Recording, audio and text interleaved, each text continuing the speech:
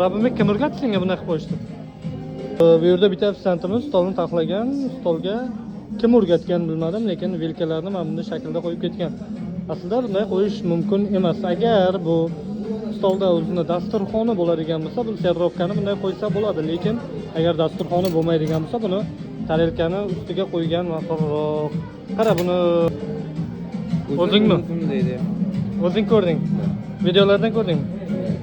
Lekin qarada, agar stolda dasturxoni bo'ladigan bo'lsa, taxlab qo'ysang bo'ladi. Hammasini stolga yoyib, ya'ni vilkani, loshkani o'ng qo'l tarafdan, vilkani chap qo'l tarafdan, pichoqni esa loshkani yonidan qo'ysang bo'ladi. Lekin stol hozir o'tsin.